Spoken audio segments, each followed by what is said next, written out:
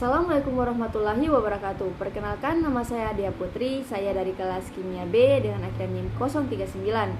Di sini saya membuat video ini untuk memenuhi tugas dari dosen pengampu Kimia Anorganik 2, yaitu Pak Kostiawan Sukamto, SPD MT.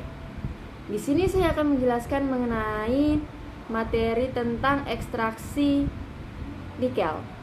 Nikel dikenal sebagai salah satu komoditas tambang yang cukup besar, potensinya yang berada di Indonesia.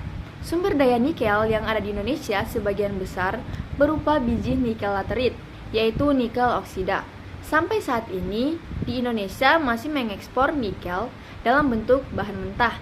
Dalam dunia industri, nikel digunakan sebagai bahan paduan baja yang tahan karat seperti stainless steel, konduktor, dan paduan-paduan logam lainnya. Nah, sebenarnya nikel itu apa sih? Nikel itu merupakan salah satu unsur kimia yang tergolong dalam logam transisi, di mana logam ini berwarna perak keputihan dan mengkilap. Nikel mempunyai beberapa karakteristik penting yang dapat diaplikasikan dalam industri, seperti tahan terhadap proses korosi dan oksidasi, memiliki konduktivitas panas dan listrik yang rendah, memiliki kekuatan dan keuletan yang tinggi, dan dapat membentuk alloy dengan logam lain seperti besi, krom, dan lainnya. Nah, apakah itu nikel? Nikel itu merupakan salah satu unsur kimia yang tergolong dalam logam transisi, di mana logam ini berwarna perak keputihan dan mengkilap. Nikel sendiri mempunyai beberapa karakteristik penting yang dapat diaplikasikan dalam industri, seperti tahan terhadap proses korosi dan oksidasi, memiliki konduktivitas, panas dan listrik yang rendah, memiliki kekuatan dan keuletan yang tinggi, dan dapat membentuk alloy dengan logam lain seperti besi, krom, dan lainnya. Kegunaan nikel dapat digolongkan menjadi 4 kategori, yaitu produksi nikel steel yang memiliki persen 46%, non-ferrous alloys atau super alloys memiliki 34%, electroplating 14%, dan kegunaan lain seperti produksi koin, baterai, katalis, dan lainnya yaitu 6%.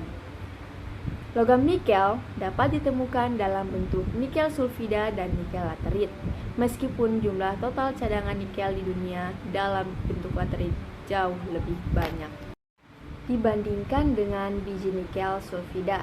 Secara berurutan 72% berbanding 28%. Sampai saat ini, cadangan nikel jenis sulfida masih menjadi bahan baku utama dalam proses ekstraksi nikel di dunia. Seiring dengannya waktu, jumlah cadangan nikel sulfida akan semakin berkurang akibat eksploitasi yang dilakukan terus-menerus. Adapun beberapa sifat dari nikel.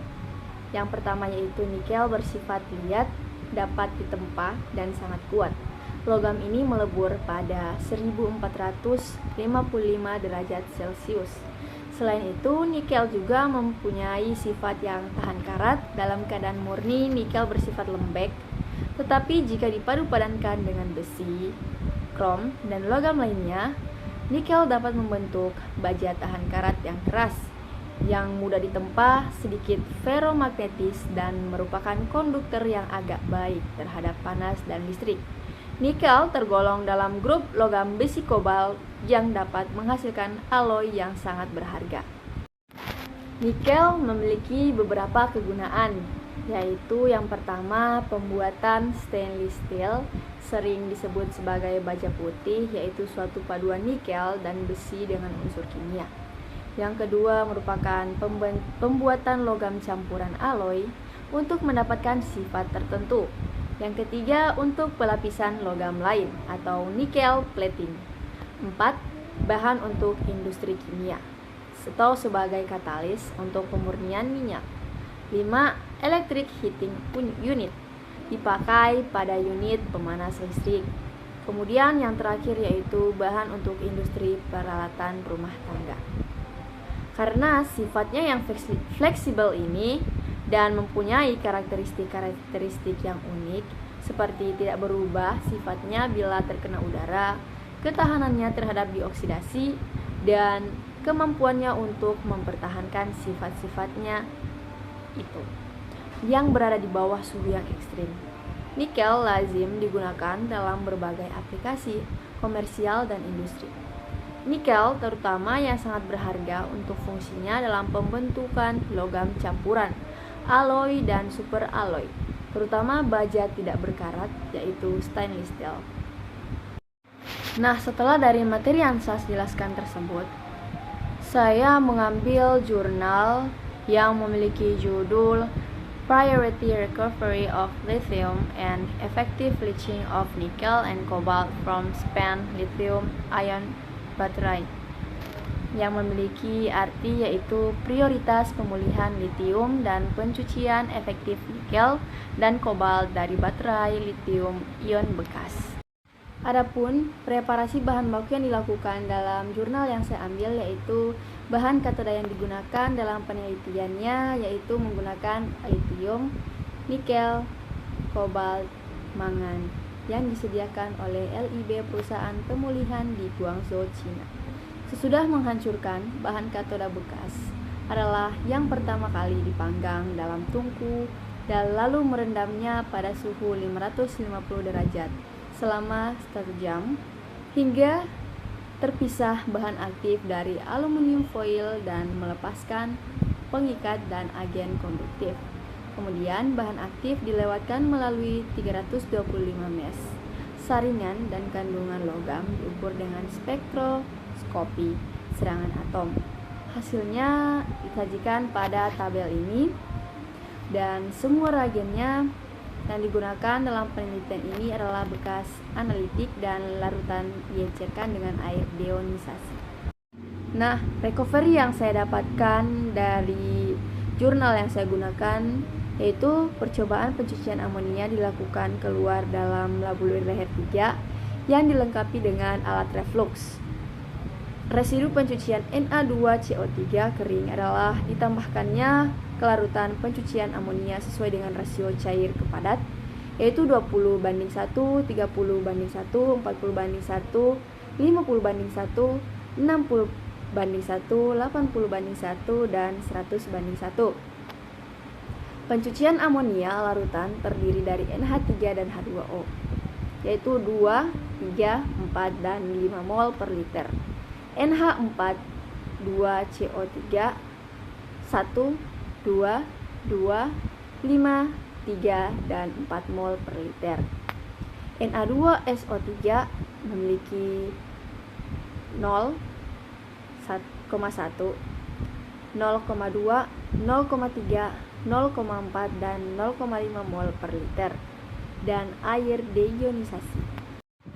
Kemudian didapatkan hasil pencucian dari sebuah nikel yaitu pengaruh parameter pencucian amonia pada efisiensi pencucian nikel, kobalt, dan mangan. Efek dari parameter pencucian amonia pada efisiensi pencucian nikel, kobalt, dan mangan adalah ditunjukkan pada gambar 9 yang berada di bawah ini. Di bawah eksperimen yang berbeda, kondisi isi Cu2+ semuanya berkurang dari 0,06% dan tidak ada aluminium 3+ yang terdeteksi.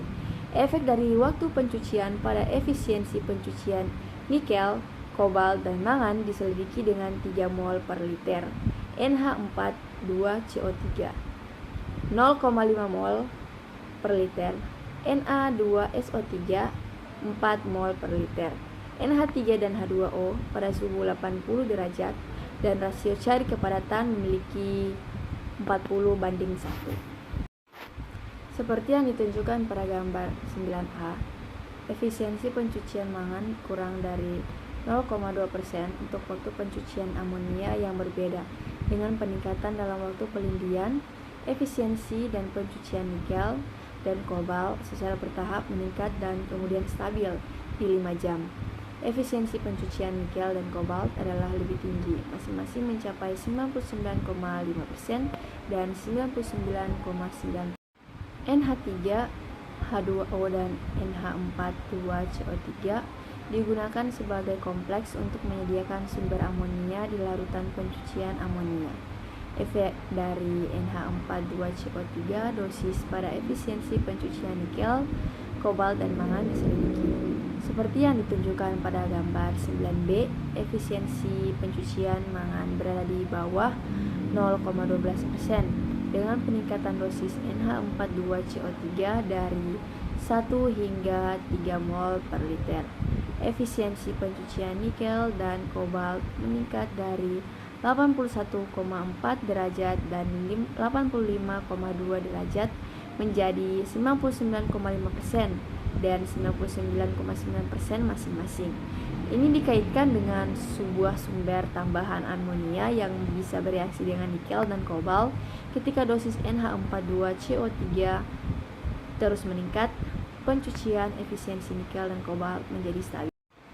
Nikel dan kobalt dapat secara selektif tercuci oleh amonia dan Mn dipulihkan sebagai MnCO3 dari residu pencucian amonia. Hanya sejumlah kecil Mn3O4 dan Al2O3 terdeteksi dalam residu pencucian amonia, dan puncak karakteristik dari kotoran yang ada tidak terdeteksi. Mangan ditemukan sebagai MnCO3 dalam penelitian.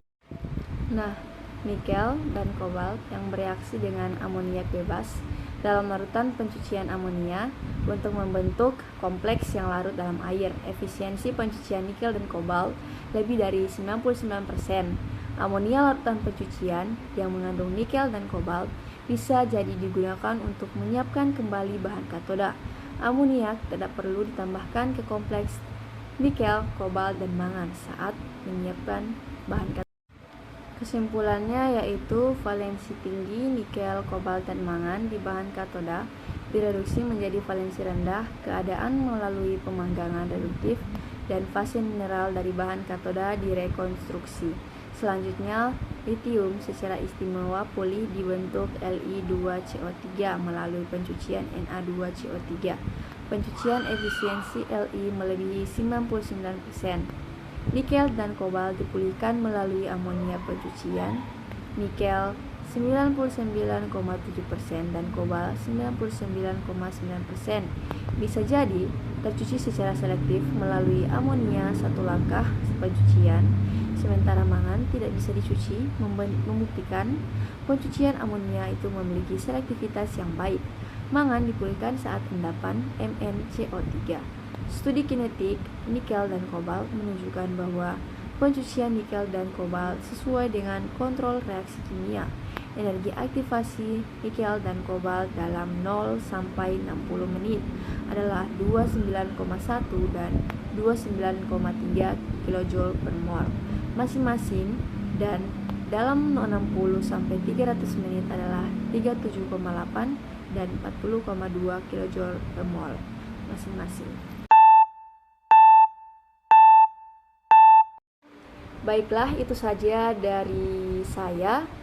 Mohon maaf bila ada salah kata dan kesalahan yang telah saya buat tanpa saya sadari.